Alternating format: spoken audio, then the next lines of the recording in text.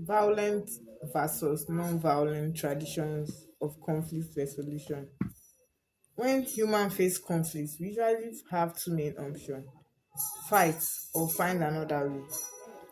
Throughout history, different cultures and movements have developed traditions of conflict resolution. Some violent, some non-violent.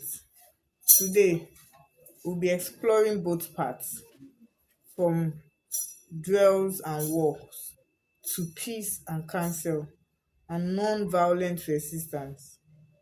What do these traditions teach us about the way humans handle disagreement? The violent part, let's start with the violent traditions. For much human history, violence has been seen as the ultimate way to settle disputes. In medieval Europe, noblemen fought duels to defend their honor. Across many cultures, warriors went to battle to resolve conflict over territory or power. Even today, gang wars and military strikes are modern echoes of these traditions. Violence promises quick, decisive resolution. One side wins, the other one loses. But it comes at a cost: death, destruction, trauma, and the cycle of revenge. We remember the warriors, but we often forget the generations of pain that follows. The non-violent part, the non-violent part. Let's look at non-violent traditions. Across history, many societies have resisted the idea that violence is the only solution. Indigenous communities around the world often relied on councils, elders, or talking circles to mediate disputes instead of fighting people. Instead of fighting, people will sit together and work towards harmony, sometimes for days. In the 20th century, leaders like Mahatma Gandhi in India and Martin Luther King Jr. in the United States showed the power of mass non-violent resistance. By refusing to fight back, they exposed injustice without creating new cycles of bloodshed. These traditions don't guarantee quick results. They often take patience, persistence, and moral courage. But their goal isn't just to win the conflict, it's to transform it. Why violence persists? Why do people still choose violence even when non-violent options exist? Part of the answers is power.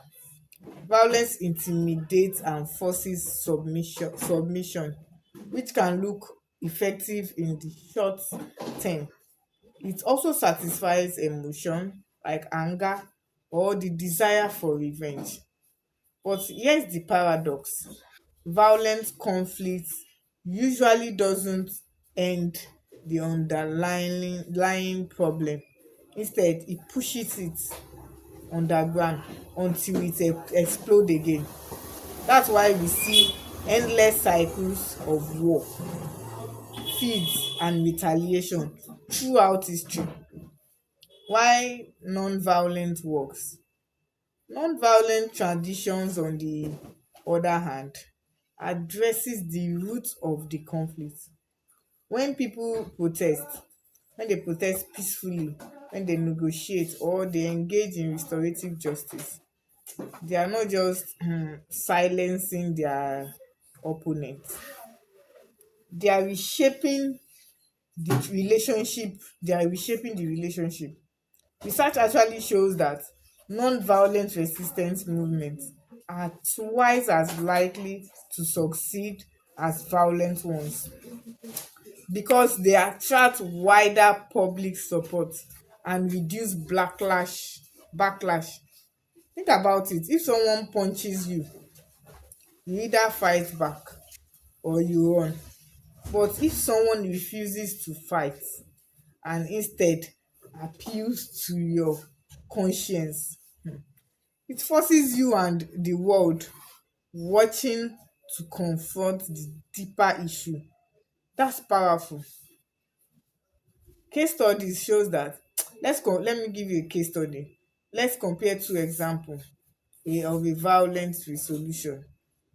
The Rwandan genocide of 1997 killed nearly a million people in 100 days.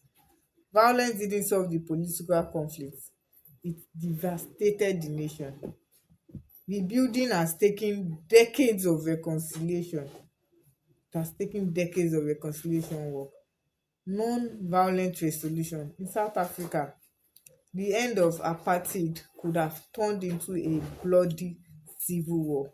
But instead, leaders like Nelson Mandela and Desmond Tutu pushed for negotiation and the Truth and Reconciliation Commission.